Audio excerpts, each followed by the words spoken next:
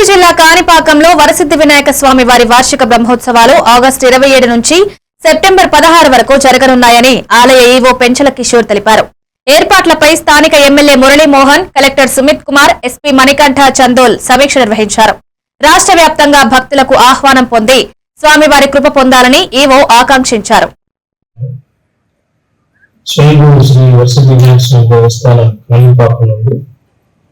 ఈ నెల 27వ తేదీ నుంచి వినాయక చవితి మొదలు సెప్టెంబర్ నెల 16వ తేదీ వరకు మనకి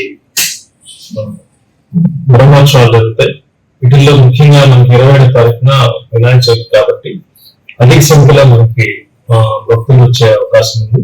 మనకి నిన్న 5వ తేదీన జిల్లా కలెక్టర్ గారు, ఎస్పీ గారు, గౌరవ స్థానిక శాసనసభ్యులు మురళీమోహన్ గారు అందరూ జిల్లాధికారులందరితో కలిసి బ్రహ్మోత్సవాలకు వచ్చే భక్తులకు ఎటువంటి అసౌకర్యాలు కలగకుండా సంతృప్తిగా దర్శనం జరిగి అందరూ కూడా భక్తులు సంతృప్తికరంగా వెళ్ళాలనే ఉద్దేశంతో జిల్లా అధికారులందరినీ కూడా సమన్వయంతో పాటు బ్రహ్మోత్సవాల్లో ముఖ్యంగా 3/9 మనకి ఇంపార్టెంట్ అయిన రథోత్సవం జరుగుతుంది. అదేవిధంగా 13వ తేదీన మనకి పుష్పపల్లకి ఉంది. 16వ తారీఖున మళ్ళీ తెప్పోత్సవం. ఈ 4 రోజుల్లో మనకు ఎక్కువ మంది భక్తులు మనకు వస్తారని ఊహిస్తున్నాం. రెగ్యులర్ గా కూడా సుమారుగా 50,000 వరకు ప్రతిరోజు స్వామివారిని దర్శించుకోవడానికి ప్రత్యేక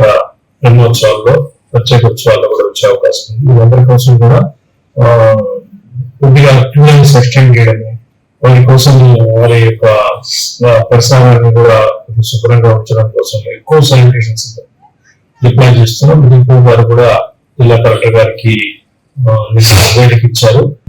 అదేవిధంగా పోలీస్ నుంచి కూడా మంచి సహకారం మనకి లభిస్తుంది. ఇప్పుడు ఇక్కడ అదేవిధంగా నిర్వహించాలి కూడా వాళ్ళ యొక్క కృషి కూడా చాలా అవసరం.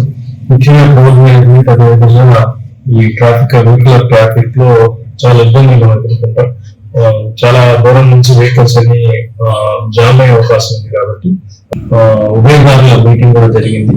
ఉభయదారులు కూడా అందరూ కూడా వాళ్ళ వాహనాలకి ఈ రోజు రావాలి, ఏ రోజు వాళ్ళ వాహనం ఉంటుంది, అదేవిధంగా ఎన్ని గంటలకి అభిషేకం ఉంటుంది, ఎన్ని గంటలకి ఊరేగింపు ఉంటుంది, ఇది కూడా వాళ్ళతో డీటెయిల్ గా చర్చించిన తర్వాతనే మనం ఆహ్వాన పత్రికని ముద్రించుకోవడం జరుగుతుంది. మరొక పూర్తిగా పరిశీలించి వారు అనుమతించిన తర్వాత ఆహ్వాన పత్రిక ముద్రిస్తున్నాం.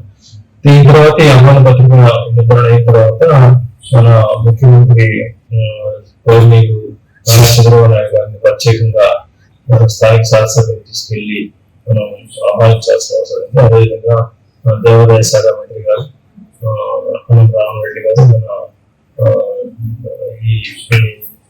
ఈ అభివృద్ధి గత పాటుపడుతున్నటువంటి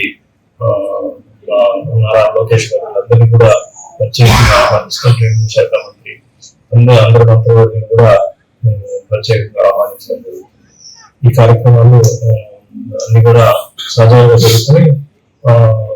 ఈ మన టెంపుల్ అభివృద్ధికి సంబంధించిన ఈ కార్యక్రమాలన్నిటి కూడా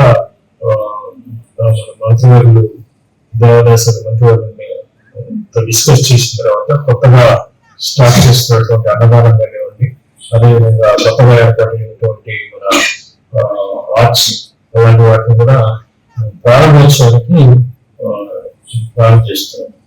20వ తారీఖు వినాయక రోజున అన్ని అనుకూలిస్తే